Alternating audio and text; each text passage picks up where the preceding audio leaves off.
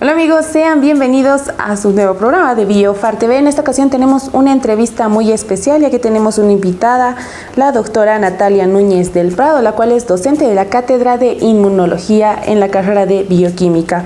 En esta ocasión nos va a hablar acerca del tema de influencia de las vacunas para SARS-CoV-2 en desarrollo de alergias en pacientes pediátricos. Doctora, sean bienvenida al programa. Gracias, buenas tardes, gracias por la invitación y un gusto estar hablando de este tema con ustedes. Muchísimas gracias, doctora. Bueno, doctora, algo para iniciar, tal vez nos podría explicar un poco más acerca de cuál es la incidencia actual de las alergias de lo que es en la población pediátrica. Sí, los datos son muy variables. Sabemos que cuando hablamos de alergias existen muchos tipos. Por ejemplo, cuando hablamos de alergias alimentarias, está en torno a un 3%. Son de las alergias que se ven con más frecuencia en edad pediátrica. Sin embargo, luego tenemos las dermatitis atópicas, alergias a medicamentos y demás, pero se podría decir que está en torno a un 3 al 6% más o menos en la población general. Luego ya dependiendo de países desarrollados, subdesarrollados y los datos que tengamos, pueden variar los datos. Está bien, doctora. Y bueno, doctora, también quisiéramos saber si existen antecedentes de alergias en niños antes de la pandemia de lo que fue el COVID-19. Sí, justamente ese es un punto muy importante para dejar en claro, que las alergias han existido mucho tiempo antes de las vacunas. Como te digo, existen muchos tipos de alergias, tanto en edad pediátrica como en adultos. Y en la edad pediátrica, en los pacientes que denominamos atópicos o aquellos pacientes que tienen una predisposición a generar alergias, estas pueden ir variando a lo largo de la vida. Es así que, por ejemplo, en los primeros meses de vida, los pacientes atópicos pueden desarrollar una dermatitis atópica, a lo largo de su vida ir desarrollando alergias alimentarias y posteriormente desarrollar asma y otro tipo de alergias respiratorias. Justamente, doctora, entonces, ¿se ha observado un aumento en incidencia de alergias en niños después de lo que fue la administración de vacunas contra el SARS-CoV-2? Hasta la fecha no hay ningún estudio que haya demostrado esto. Las alergias y la incidencia de estas han existido mucho antes de la vacunación y no se ha visto un incremento de ellas. Lo que sí se ha podido ver tanto en niños como en adultos es una mayor frecuencia de reacciones adversas a vacunas, pero no se ha podido correlacionar a que esto se deba precisamente a las vacunas de SARS-CoV-2, sino a que las tasas de vacunación frente a SARS-CoV-2 han sido mucho más altas que con otras vacunas, ¿no? Entonces, si antes veíamos cierto número de reacciones adversas con cierto número de vacunas administradas, al haberse administrado un número mucho más alto de vacunas durante la pandemia por la emergencia sanitaria que conocemos, obviamente las reacciones adversas, incluyendo reacciones alérgicas, también han incrementado. Bueno, doctora, nos toca un poco más el tema de incremento, ¿no?, de las alergias. ¿Qué tipo de alergias se han reportado con mayor frecuencia? Bueno, tanto lo que es antes como tras la vacunación.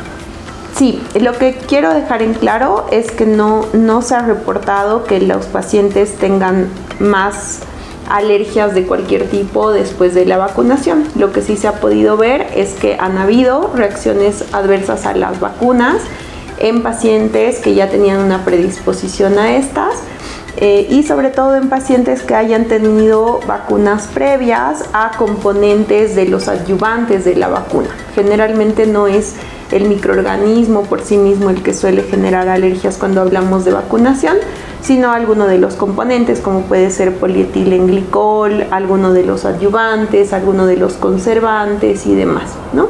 Entonces, sí se ha podido ver reacciones muy leves, desde, por ejemplo, una dermatitis, una reacción local, hasta reacciones mucho más graves como las de una anafilaxia. Pero como te menciono, esto ha sido mucho más frecuente en pacientes que ya tenían un antecedente previo.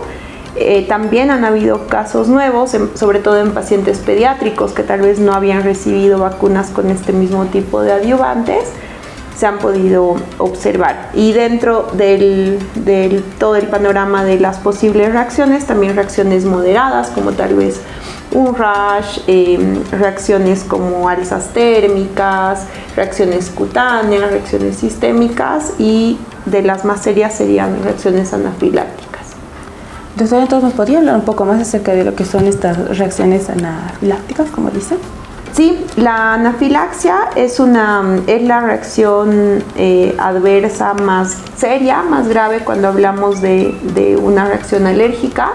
Se trata de una respuesta sistémica por una respuesta exagerada de nuestras células, sobre todo del sistema inmune innato, como son los mastocitos, eosinófilos y basófilos, que en pacientes con una predisposición atópica generan una respuesta exagerada a un agente extraño, en este caso puede ser una vacuna, que la mayoría de la población lo toleramos bien, pero estas personas predispuestas generan una reacción exagerada. Esto genera la liberación de sustancias vasoactivas como histamina, serotonina y otras, que fuera de los síntomas comunes de una alergia como prurito, ¿no?, lo que es el picazón, enrojecimiento, generan una reacción sistémica de vasodilatación de nuestros vasos sanguíneos. Esto da lugar a una extravasación del líquido intravascular al espacio extravascular, por lo que se ven edematizadas muchas zonas. Lo más serio que se puede ver es un edema de glotis. Esto puede comprometer la respiración del paciente. Y además se puede ver una hipotensión en el paciente. Entonces, una reacción anafiláctica puede llegar a comprometer la vida del paciente si no es tratada a tiempo y adecuadamente. Bastante interesante, doctora. Entonces, ¿cuál sería un posible mecanismo biológico por el cual, digamos, podríamos relacionar la vacunación, como bien le mencionaba, del SARS-CoV-2 con el desarrollo de, digamos, una posible alergia? Sí, como te mencionaba, no tiene tanto que ver con las vacunas de SARS-CoV-2 en concreto, sino que cualquier tipo de vacuna o cualquier agente ajeno o extraño a nuestro organismo, en algunos pacientes puede generar este tipo de reacciones. Esto es multifactorial. Existen desde factores genéticos hereditarios, que son multigénicos, es decir, hay muchos genes implicados, desde por ejemplo, una mayor predisposición a producir IgE específica frente a un alergeno, mecanismos reguladores que estén alterados, que no hay un adecuado mecanismo regulador. Hay muchos genes implicados. El segundo son los factores ambientales, en este caso la exposición al alergeno, una sensibilización previa, y básicamente en lo que consiste es en una respuesta exagerada a un agente que la mayoría de la gente tolera y los pacientes alérgicos no. Exactamente, doctora. Entonces, ¿se ha identificado algún componente específico de las vacunas en general, como bien mencionaba, que puede estar relacionado con las reacciones alérgicas? Sí, uno de los más frecuentemente identificados ha sido justamente el polietilenglicol en algunos pacientes, el que ha podido generar esta reacción, y en otro caso muchos de los adyuvantes. Antiguamente se utilizaba la alúmina, por ejemplo, que en algunos pacientes podía causar reacciones. Ahora han variado un poco la composición de las vacunas, pero ese ha sido el que más se ha identificado con mayor frecuencia. ¿Y existen algunos estudios relacionados con esta relación que menciona, doctora? Sí, en cuanto a las reacciones adversas concretas frente a las vacunas, existen bastantes estudios que demuestran esto, ¿no? Que te comento, la relación con ciertos adyuvantes. Doctora, ¿y estos adyuvantes se ha visto más en pacientes pediátricos o tal vez adultos, o con el tiempo tal vez desarrollan? En realidad no hay un estudio que demuestre una mayor incidencia en edad pediátrica o en adultos. Tampoco hay estudios comparativos a la fecha, ¿no?, que nos digan que haya una mayor incidencia en alguna de estas poblaciones. Pero lo que sí se ha demostrado ampliamente es que los pacientes que más han desarrollado alergia, sea pediátricos o adultos, son pacientes con algún antecedente previo de reacción adversa a las vacunas. Muchísimas gracias, doctora. Pero entonces, doctora, ¿qué medidas se está tomando para monitorizar y prevenir las posibles reacciones alérgicas en niños vacunados? Bueno, existe en todos los países comités encargados de vigilar, ¿no?, las reacciones adversas. El grupo en general de reacciones que pueden relacionarse con las vacunas se conocen como ESAVI, ¿no? Estos son efectos supuestamente atribuibles a la vacunación y van desde lo más leve, como puede ser un dolor local, fiebre, hasta una reacción anafiláctica o algo más serio. Entonces, la mejor estrategia para poder hacer un seguimiento de las reacciones adversas hacia las vacunas es reportarlas. Esto es responsabilidad de cada centro, obviamente de cada paciente. Siempre que hay una reacción adversa, reportarlo a su centro, y a los centros de vacunación deberían reportarlo a los comités encargados, ellos al ministerio, y de esta forma a los organismos internacionales que puedan regular esto. Exactamente, doctora. Doctora, ¿qué recomendaciones daría a los padres preocupados por las alergias post-vacunación en sus hijos? Bueno, la primera recomendación sería que nos informemos justamente con este tipo de entrevistas o la información que está disponible en las fuentes adecuadas. Muchas veces creo que hay mucho temor a la vacunación o hay una mala interpretación de la información. Primero, saber que la vacunación es sumamente necesaria en muchos casos y que son casos muy concretos los que tienen una contraindicación. Lo que yo recomendaría es que si su niño ha tenido algún antecedente de reacción adversa previa a cualquier vacuna, que lo hagan saber a su médico para que éste pueda informarse y ver si el componente al que ha tenido reacción el paciente está contenido en la nueva vacuna a ser administrada. Para esto se requerirá hacer determinadas pruebas específicas para identificar el componente, ¿no? Pero la segunda recomendación sería que no por el temor de una reacción adversa dejemos de vacunar a nuestros niños. Justamente, doctora.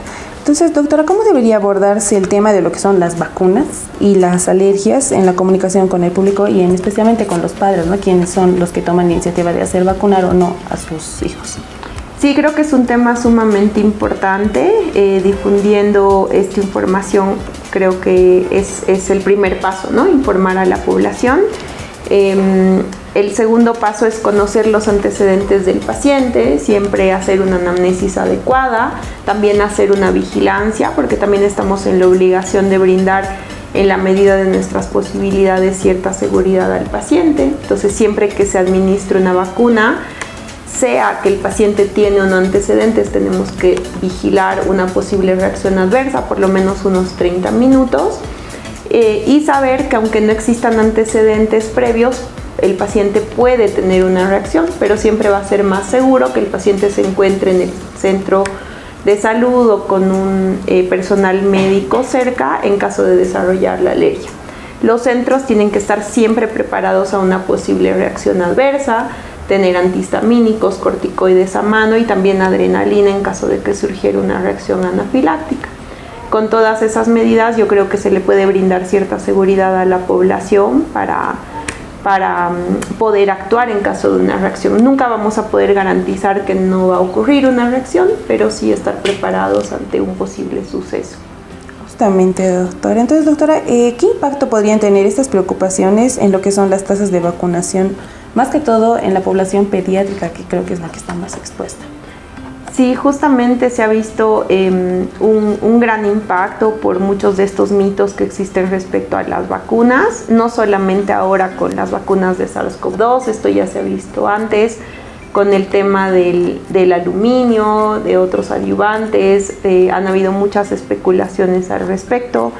Se han generado a lo largo de los últimos años grupos antivacunas que muchas veces desinforman a la población.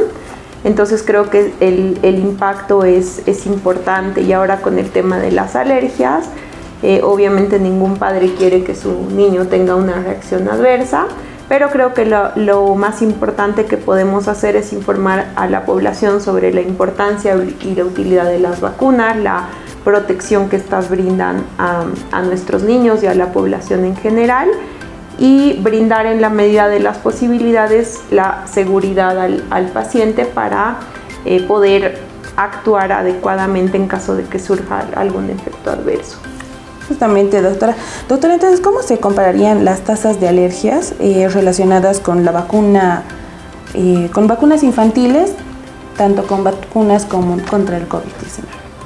Esa información no la tenemos disponible, no hay un estudio actualmente que haya reportado estas tasas. Lo que preliminarmente se está manejando es que no hay una diferencia significativa, pero tendríamos que esperar a que se reporten estos estudios para tener un dato más concreto. Doctora, entonces, para evitar lo que es una mala información, ¿no?, de que sea, digamos, una reacción alérgica solo por la vacuna contra el COVID-19 en este caso, ¿no?, ¿qué investigaciones futuras serían necesarias para poder aclarar que, como tal, o bien, digamos, sí podría existir una relación o como tal no existiría esa relación? Creo que ese es un punto muy importante y es también responsabilidad de todos nosotros, ¿no?, como personal de salud, poder hacer este tipo de estudios, ya que es mucho más sólido decirle a un paciente esto está demostrado que simplemente esto es lo que yo pienso, ¿no? Entonces, lo primero sería informar a la población que siempre que exista una reacción adversa lo puedan reportar para ir reclutando los pacientes que hayan tenido reacciones alérgicas a la vacunación.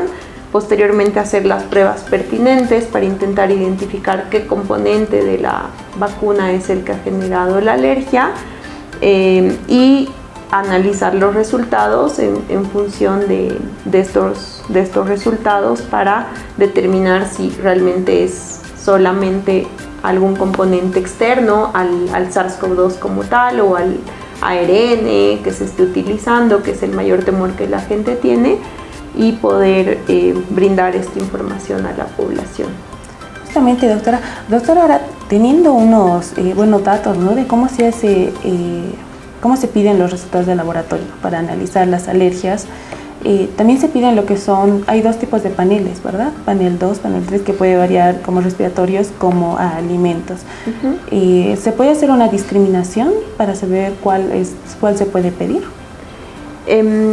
En el caso de las vacunas y de los diferentes componentes, esa es una de las limitantes que tenemos en nuestro medio, ¿no? Cuando hablamos de los paneles que están disponibles en el medio, son paneles que analizan diferentes alergenos, ya sean alimentarios o respiratorios, los que tú mencionas que se conocen como panel 1, panel 2. Eso no tiene nada que ver con las vacunas o no nos va a brindar información en relación a eso. Eso nos sirve cuando el paciente tiene síntomas de alergia alimentaria, en el caso del panel de alergenos alimentarios, y alergia respiratoria, rinitis alérgica, asma y demás, en el caso de aeroalergenos o los llamados alérgenos respiratorios.